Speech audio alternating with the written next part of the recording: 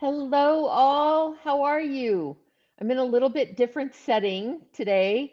I was working from a different place and realized I needed to jump on the live. So you're getting me. You're getting me in my glasses and a little more casual than usual. But yeah, it's just me. A little more color in my face because I was on vacation last week. So yeah, it's great to see you guys all. I see so many. Laura, you get the prize for being the first. Laura Ann Heaton Gray get the prize for being the first one on. Um, at Dawn and Gary and Ruben Dodd, I see you. Robin, Wendy, hi, you guys. Amy, Leona. I may not get through all of these, but it's great to see you all. Mission Viejo.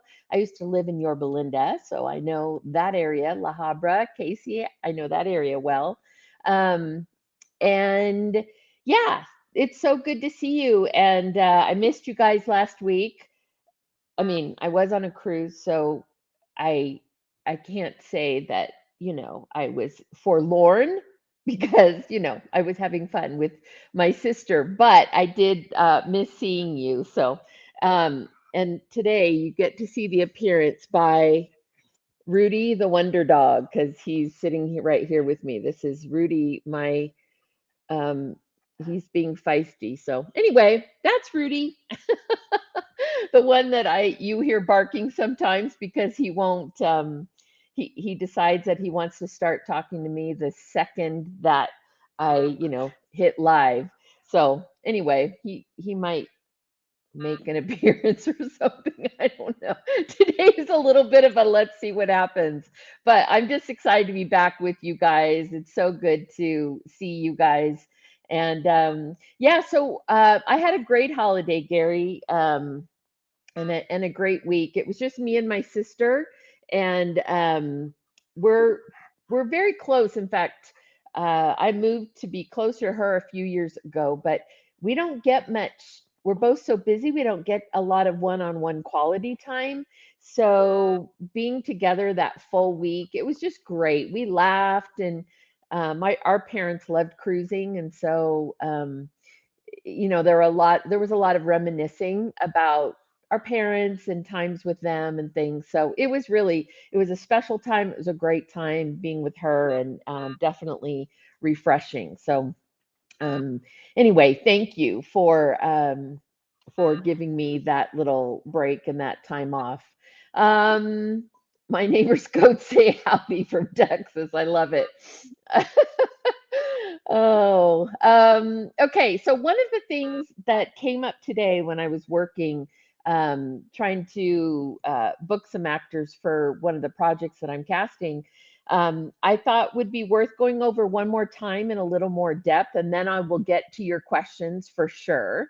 Um, so I see all these Nashville people, and one of the projects I'm casting is in Nashville. So we want to make sure we are going to put out a breakdown. It's a project called County Rescue, and we'll be putting out a breakdown probably by the end of the week for several of our local hire um, roles that come in each episode because it's a series. So each episode, there's two or three, maybe four people who come in and out of the story or come into the story for just that one episode.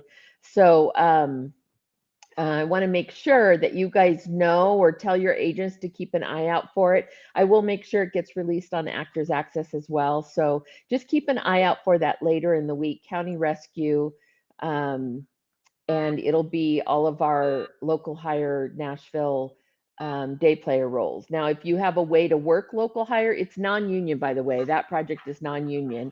So if you have family or friends and a way to work non-union in that area, feel free to submit as well. And yeah, so anyway, one thing that came up was this whole idea of local hire. So I went to book an actor who had said he could work local hire in his slate. And when it came down to it, then his agent came back and said, "Oh, but he needs like housing and mileage." And I had to like question, but wait, they mentioned they could work local hire, and so I want to be clear.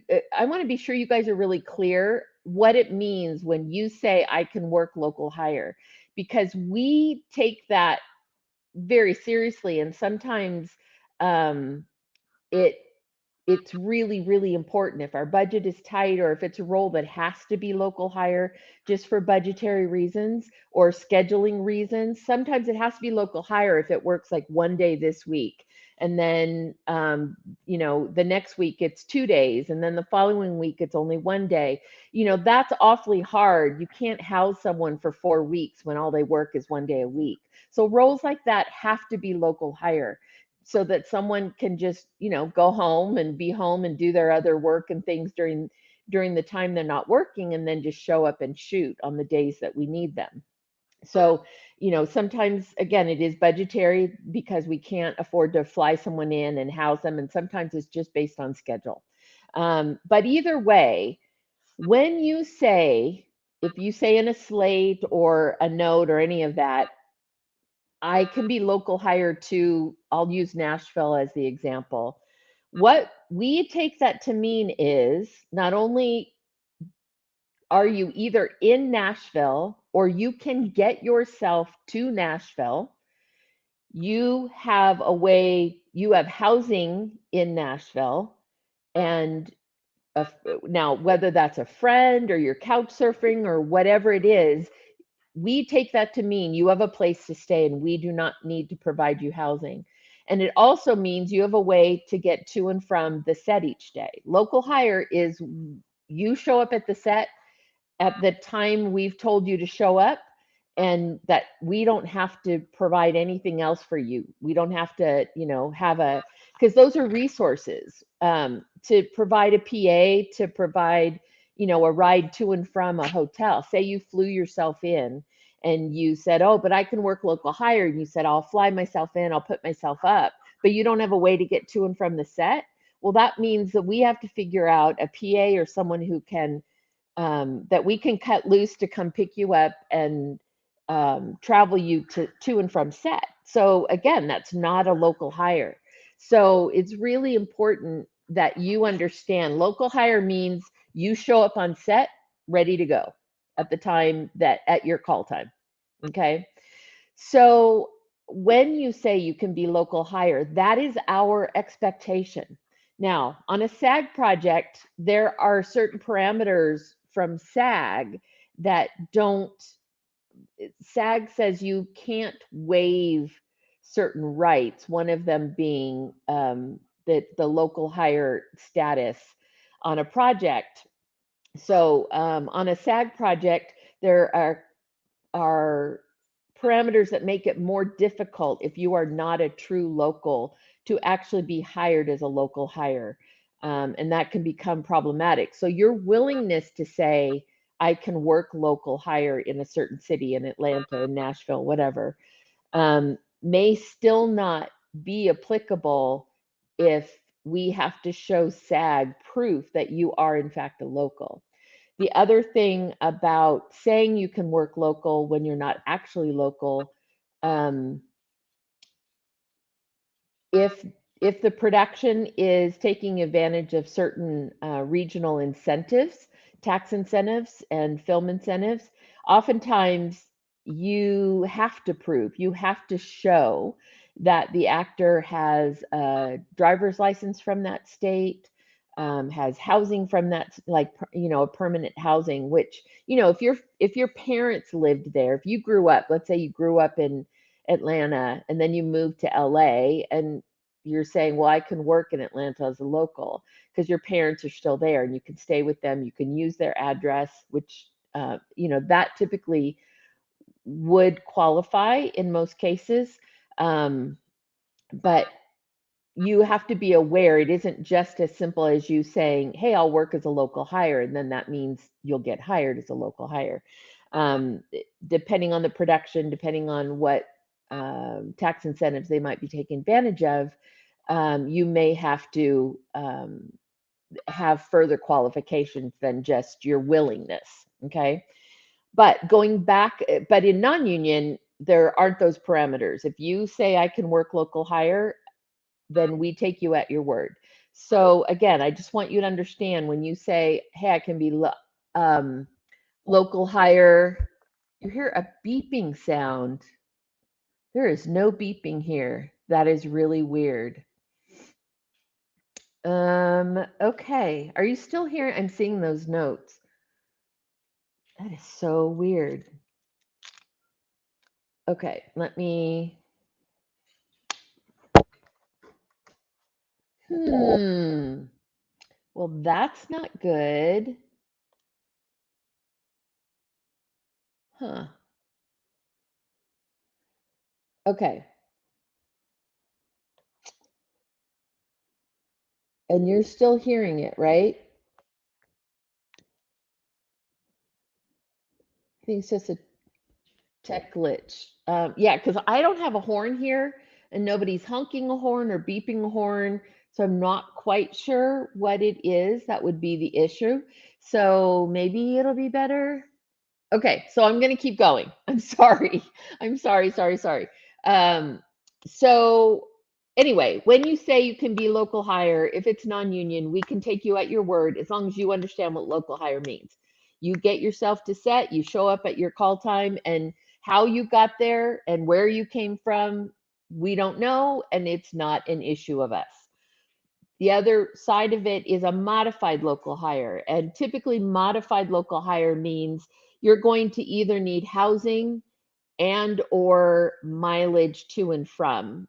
Typically, modified local is a city that you could drive to and from and that you're willing to drive to and from, and but you may need help with mileage and or you may need housing. So if you're going to slate that way, you could say that, I'm a modified local to Nashville, I would need housing, or I'm a modified local to Nashville, I have housing, but I would need mileage covered. So just be as clear as you can about that, so that we know. And oftentimes it isn't a requirement. So I don't want you guys feeling like you have to say you can be local hire or else we won't consider you. That's not the case.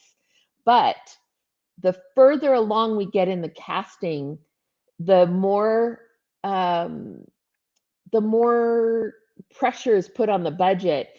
And then we typically do get to the place where we only have budget for local hires. So then you giving us that information becomes important, but only give it to us and only say you can work local if you actually can. Okay. I don't want you to feel like you just always say you can work local so that you can get the job. Just be honest, and it will, if it works out, great. If it doesn't, then there'll be another project. So yeah, I'm open to other questions. I just wanted to uh, kind of give that explanation because it came up just today with the actor saying one thing in their slate and then the agent coming back and giving me different information. We ultimately did get it worked out, so it was all good, but it just made me think I should probably cover that. Okay, Raquel, my daughter just submitted for county rescue. Awesome. She lives in Maryland. Would she still be considered? Um, Now, I don't know how young or old your daughter is. We don't have a lot of young roles. Um, so on county rescue right now, our main cast, our ongoing recurring lead and supporting lead recurring cast is so far set. We've made selections there. So what we'll be putting the breakdown out for is those roles that come up for each episode, each the characters that we need for each individual episode. Raquel, she's 27. Okay, so yeah, she probably did submit for um, some of the other roles. I don't know offhand where in the process she was, or her specific submission. But Maryland, there are roles in which, yes, we were willing to bring people from wherever if they were the right fit. So it would not, being from Maryland would not have immediately eliminated her. depending on the role.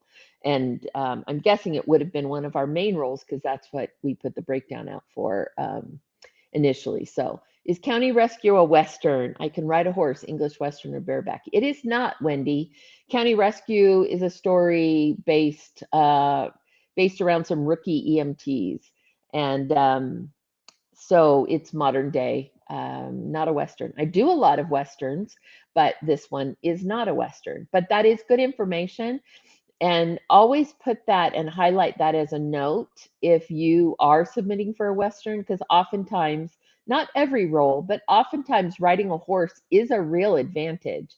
And I have a couple of directors and producers who, if it's a role that needs to ride a horse, you better be able to ride a horse because they aren't messing around. They've had too many times where they've hired an actor who can't ride, and they end up having to shoot around them and having to simplify the shots and the scenes what they wanted to do. So that's an advantage, and I would make sure you list that if you're auditioning for a Western, or if you're submitting for a Western, make sure you list that experience, because not everybody can ride a horse.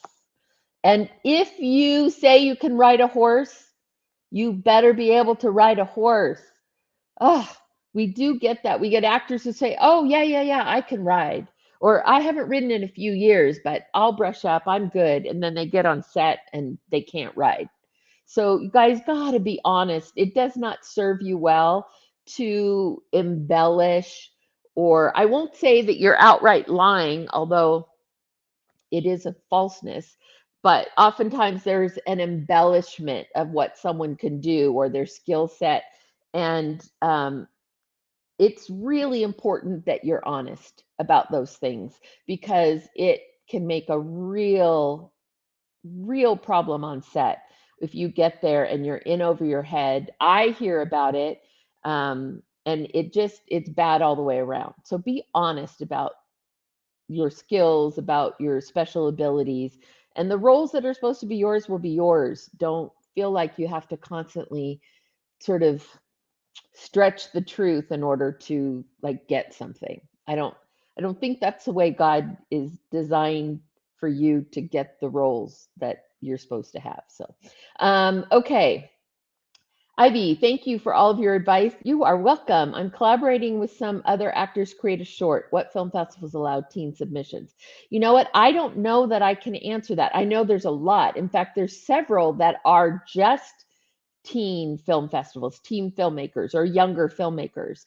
But I don't know the specific names. And if are you talking, Ivy, about in the faith-based genre or just in general? Because you might go to Christian Casting Community or her app, Laura May's app, and I think at one point she did create a list of all the different film festivals, a resource page for that. That's something I should probably do at some point, but I just haven't had the time to do that. But it would be a good thing to have. So I can't answer that question. Oh, Content in Texas has teen submissions, so that's great.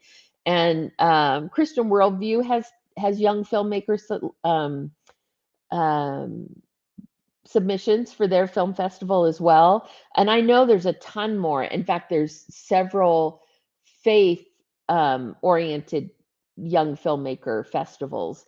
One in the Valley in California. So yeah, there's several. So I think if you Google and do some research, you'll find, or ask that question on the Christian Casting Facebook page, and I bet you someone will send you some sort of resources that'll help you with that. But there are a lot of them. So I'm super excited you're doing them. That's great. Great collaborating, great taking the bull by the horns and jumping in and creating content. I just think that's fantastic. So good for you. Good for you, Ivy. That's awesome. Gary. Hi, Beverly. I noticed ever since self-taping started due to COVID, I noticed it's hard to cast as opposed to when I auditioned in person. I noticed my booking the job self-taping is a lot harder. Is this common with many actors? Um, when you're saying it's a lot harder, I'm thinking that you're saying it's harder to you're not getting as many bookings. Is that what I'm hearing? I think that's what I'm hearing, is that you felt like you were getting more bookings than you are now. Um, First of all, I think ever since COVID, we've also it has not yet settled into a new norm. At least it doesn't feel that way for me. A new norm as to the production cycles and the amount of productions. Feels like we kind of gear up and we have a lot of people in production and then something happens like the writer's strike or other things where then the production goes way down again and so then there's a lull. So I don't know how much of it has to do with the self tape versus just a general condition within the marketplace. Okay, I see that's what you were referring to. Um, it it's also maybe a product of the fact that we're probably seeing more people for every role, so the competition is a little bit greater, I think, in most cases, because we are able to see more people for roles now in the self-tape world. So that's two-sided, right? The upside being you're probably getting asked to audition for more roles, or we are sending out more requests and seeing more people, so more people are getting opportunities. But the flip side is there's a greater sense of the number of people that you're, reading against for one role. So without seeing a tape or knowing, I can't really give you any specifics, but it's it could be a combination of those things. If you feel like what you're doing, the work you're doing is comparable, I would maybe get take your self tapes and show them or get counsel for somebody. If you have a rep, have them look them over, make sure that there's nothing happening in the self tape environment that maybe is a negative or a distraction at all. But otherwise, I think it's just a combination of those elements that might just feel different for you. Yeah. um Francis, do you have any further series or films that we should keep an eye out for? Will you do Actors Access and Faith-Based Casting Site? Thank you in advance. So I do not. I love that Diego just put, "What's up? Hello from the guy behind the camera." He's the dude that makes it all happen. He's the dude. One of these days, Diego, it's going to have to be the two of us talking, right? Back and forth. I love it. So anyway, to answer your question, um, I I have the day player roles that are, or the roles for each episode for County Rescue.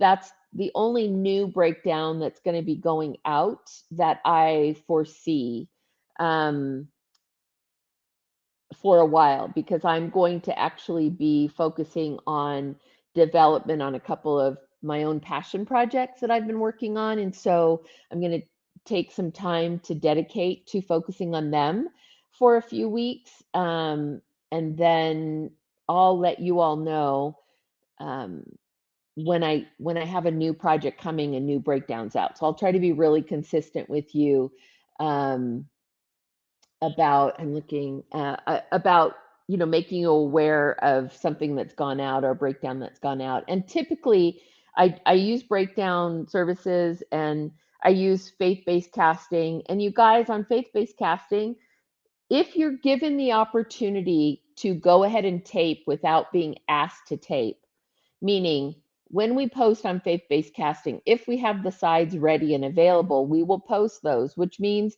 you can tape.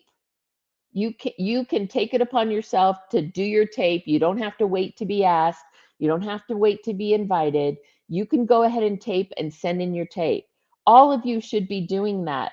There's no reason not to take advantage of that or to sit back and wait to be invited.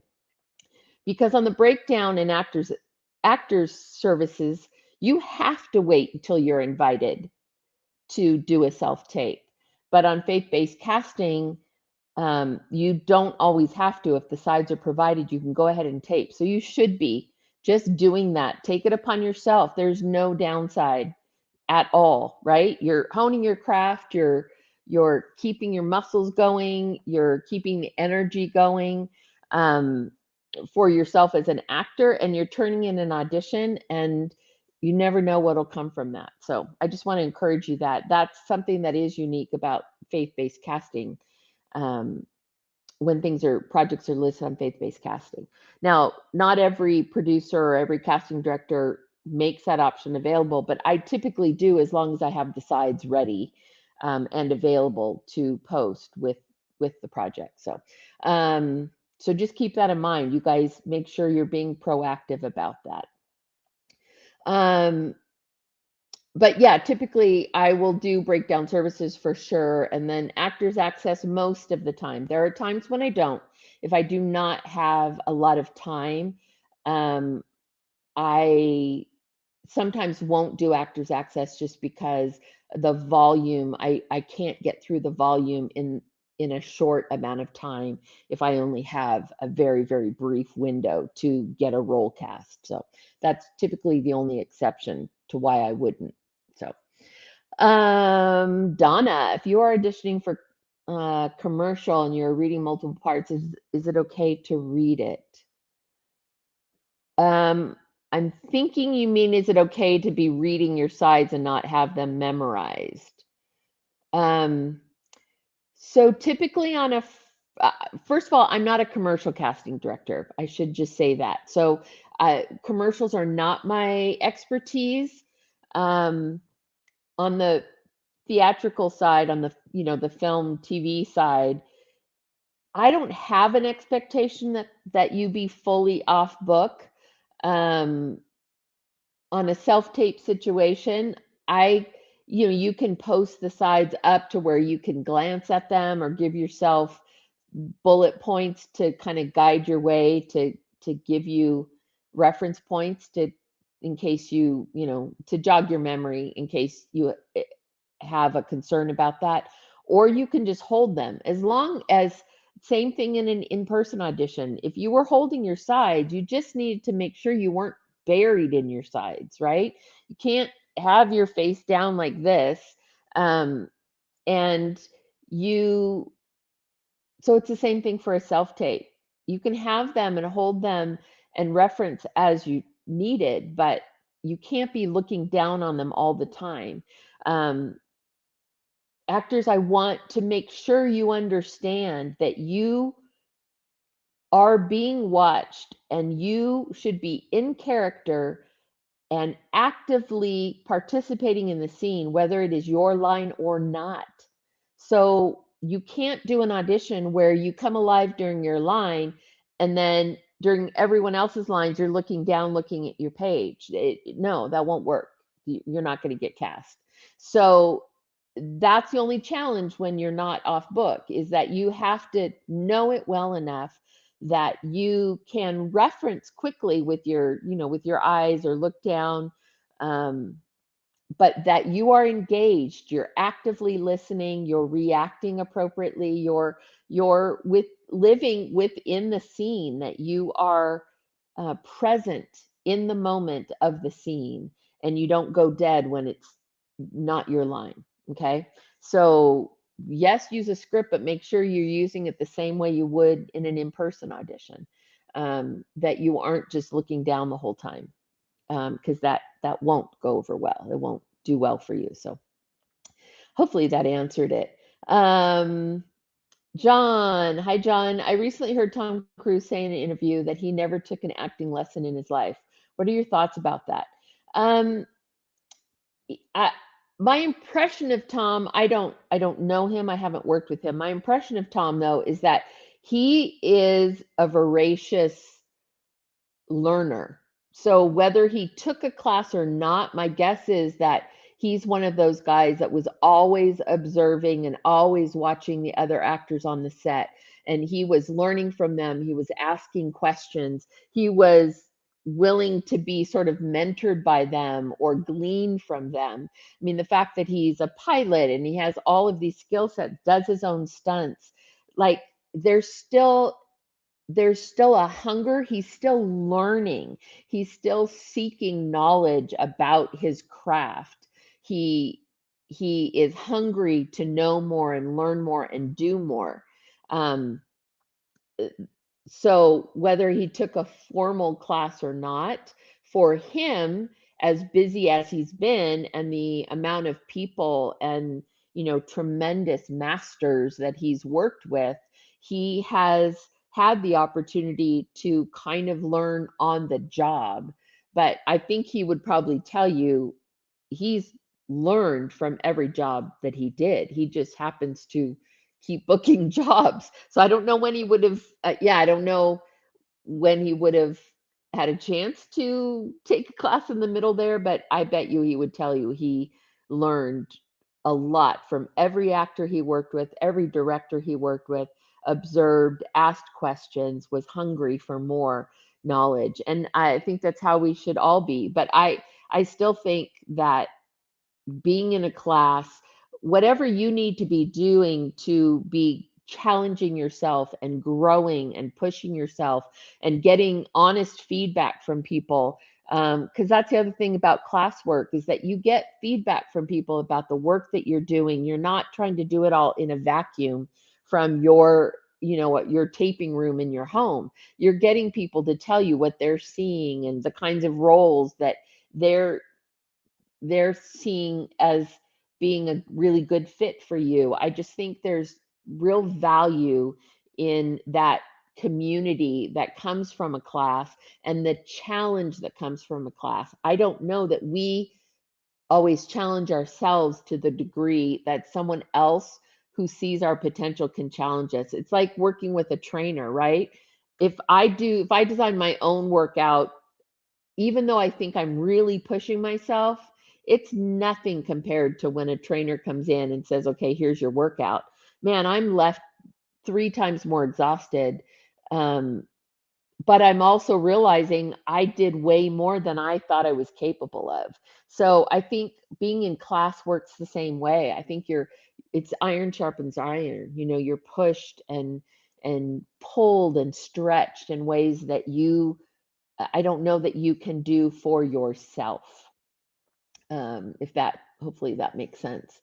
Um, so let's see. Um, Nishaika, Nishaika. Yeah.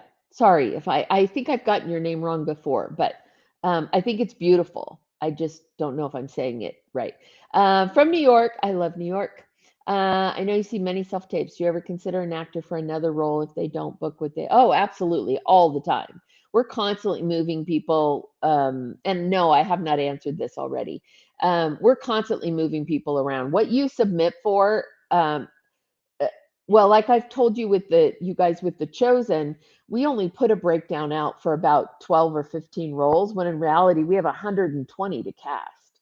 So you won't likely get the role you actually auditioned for if you end up auditioning for that show. You'll likely be put in another category just because that's the way that Dallas likes to do his casting. As far as him looking at roles, he likes to kind of consider them by category. So as we're going through those tapes and looking at actors, we're doing the same thing. Um, but all the time, we move you around. You don't even know that. Like even in the submissions, if it's a submission that doesn't look right for that role, but I know there's another one, I'll move you.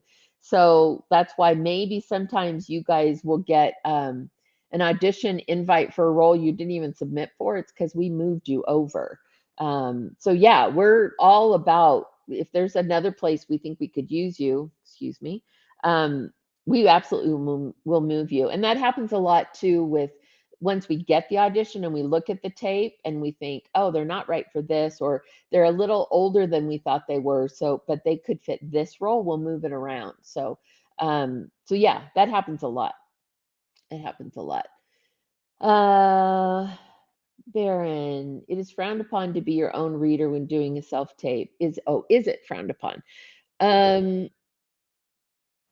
I'm assuming that you're meaning like with one of those programs where you can tape the other lines, and then you read to that pre-recorded dialogue that you've done in advance.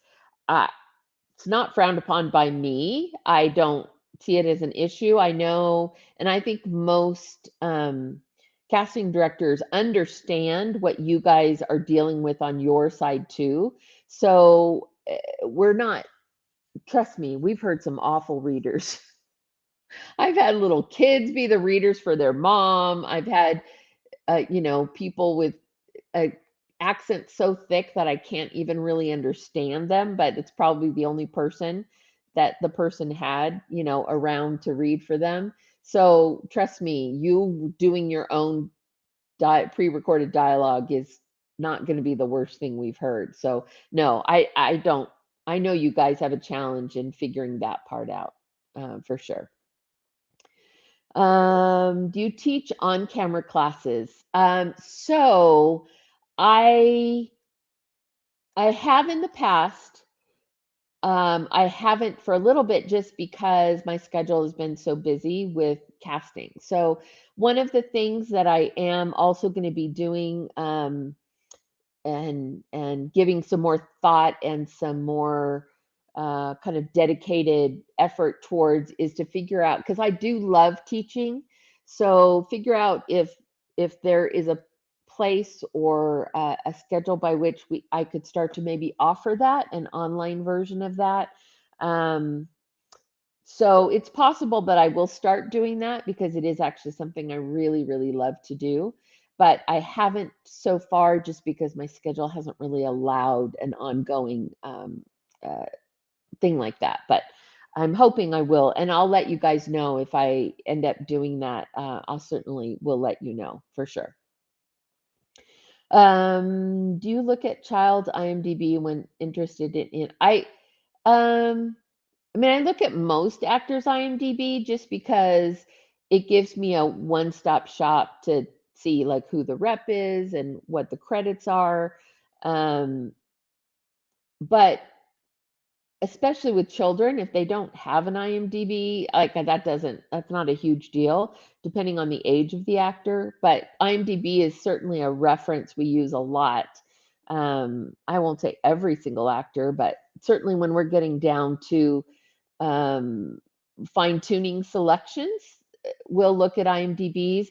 And I don't mean like the IMDb star meter number, like that's not the end all be all for sure, but just at the credits and what are the projects and the roles and things like that is kind of what we're looking at. Oftentimes, there's more pictures we can see there as well. So IMDb is a very important tool. So to the extent that you can get your projects listed on IMDb or make sure any of your projects you've done that are already on there as a project, but that you may not be listed on, that you get yourself listed for sure. And like I've always said, Brooklyn said, IMDb Pro is the best. IMDb Pro is really what you guys, it's a small investment for a huge tool, huge tool. You should, if you're really taking it seriously, you should all have an IMDb Pro account, not just use the free IMDb. So, Donna, I see you said, does everyone need IMDb? I've done local commercials and background. I mean, if you want to go to the next level, if you're content with what you're doing and you're just going to stay in the local market, which is fine, that's great. You're just going to stay in the local market and just uh, kind of stay with the commercial side of things, then it's not a big deal. Commercials don't get listed on IMDb. But if you want to take yours to expand, take your career and expand into TV film, then IMDb having credits, because it legitimizes your credits. If a project's listed on IMDb, the perception, it's not always the truth, but the perception is that it's a little bit um, more legit. It's a real project. And we can verify some things. But if you are primarily a commercial actor, and you're primarily in your local market, and if you're representing yourself or you have an agent in that local market and you guys are doing great and you want to just stay in that lane, then that's great. IMDb is not a necessary or important tool for you on the commercial side of things. So, Adam, I remember I threw a party when I got my first credit on IMDb. I love that. That's great. That's very fun. Yeah, it is. It is a big thing. It's an important thing. Same thing for me. My IMDb listing, my IMDb Pro listing is important for me. That, if a director or producer is thinking of hiring me, they're going to go to my page and look at my credits and what I've done and the actors that I've cast. So I'm in the same boat as you. It is an important tool for film and TV work. Okay, so I think let me see. Okay, so I have time for one more. Diego, if you want to throw up one more for me for this week, then Brooklyn, do you still like to look at websites or no? It depends on the role, it depends on the actor, it depends on if I'm not seeing a ton on IMDb, it's a newer actor or a younger actor.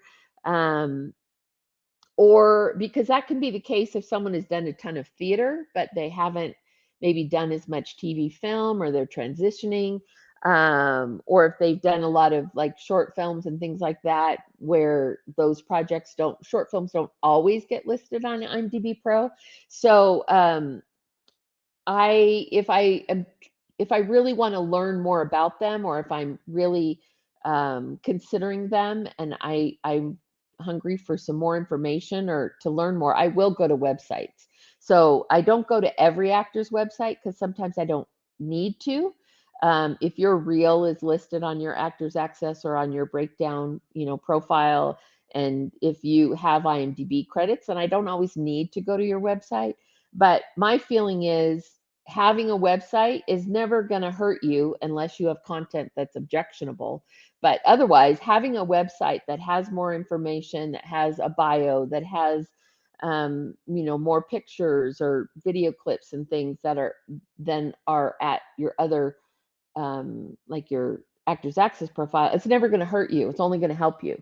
So if it's not too much of a financial burden on you, then I think it's always good. And it also, if I go to someone's website and it's current and it looks current and has energy and feels like you're actively involved, that also tells me that you are actively involved in your career, that you are spending your time using those resources, making sure that the tools that you have are current, and that you are taking advantage of whatever tools you have available. So that all just speaks to an actor's um, kind of grit and determination and drive for it. So, like I said, it's never a bad thing. So, okay, so I think that's it for tonight. Oh, Diego says for branding purposes as well, your website, like your social media, should be updated and current. I agree. And Diego's been a huge, huge, huge help for me on that front on the social media side. But I just was earlier today saying I need to go to my website. I need to update my website. So I have that same battle you guys do. Sometimes it's hard to keep up with it, but we really should, because a website doesn't do you good if someone goes to it and it just looks completely outdated. Then it's kind of like, they don't care about that. And so it is a calling card of sorts. So if you're going to have one, just try to keep it updated. And I'm saying that to myself because I need to update mine.